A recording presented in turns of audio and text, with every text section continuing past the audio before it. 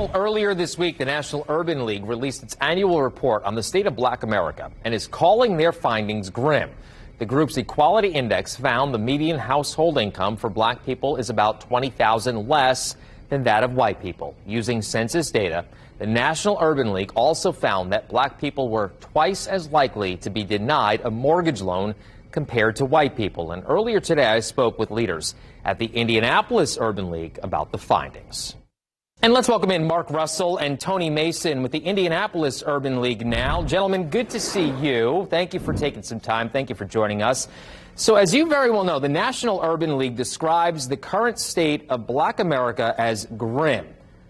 Do you gentlemen have that same opinion about the current situation here in Indianapolis and around Indiana? Well, let me start out by saying this. You know, the Indianapolis Urban League is one of 90 Urban League affiliates across the country. And so, of course, each and every day we work hard to address the socioeconomic issues and challenges that are facing African Americans, other people of color, and other struggling families of all races. And so the reality of it is we are, as a community, economically, families were struggling prior to the pandemic. Those conditions have families who had the least prior to the pandemic. So yes, there are a lot of challenges facing everyday Hoosiers and African Americans, especially in this community. And as you know, the focus of the State of Black America report for 2022 is really primarily centered around the democracy being under attack.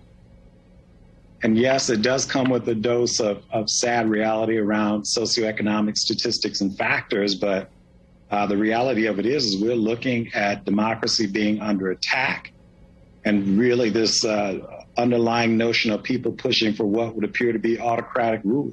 To that point, gentlemen, the title of this report, and you alluded to it a little bit, is the plot to destroy democracy, and focuses on what it calls a campaign to dismantle voting rights. Now, the main focus from the National Urban League, as you very well know, is Georgia. Do you believe the same things are happening for voting rights here in Indiana? Yes. Yeah. But Mark, you might touch on this question. Sure, and I'd like to point to some specific efforts that have been done across the country repeatedly. You have already, and you mentioned Indiana, look at the gerrymandering that occurred within the state of Indiana. It significantly disenfranchised minority voters. Now, keep in mind, blacks are 10% of the state population, Latinos, maybe another 5 to 7%. But still, the gerrymandering occurred, and that is a form of voter suppression. We also have laws that are increasingly tying the right to vote to state-issued identifications.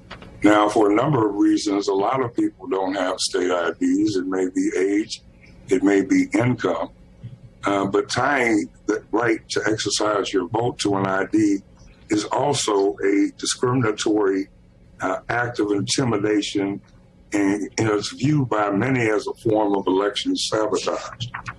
Now, we have also the fact that Indiana's population growth has been almost exclusively, over 90%, ascribed to growth in communities of color.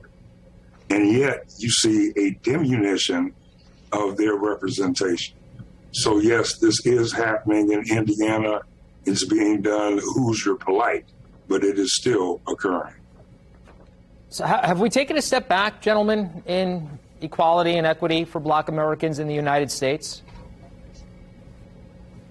Yes, we have. In fact, equality is under attack.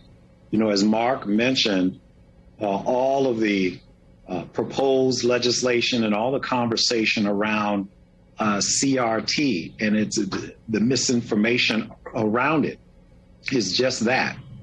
It is a strategy to take us backwards, where we don't want to entertain conversations around diversity and equity and inclusion. Right. So to that point, though, Tony, and maybe Mark can jump in on this, the study includes the Equality Index at 73.9%, which means African Americans are missing out on 1/4 of what white Americans get. Mark, I'll go to you here. Well, yes, that index deals with the whole concept of equity.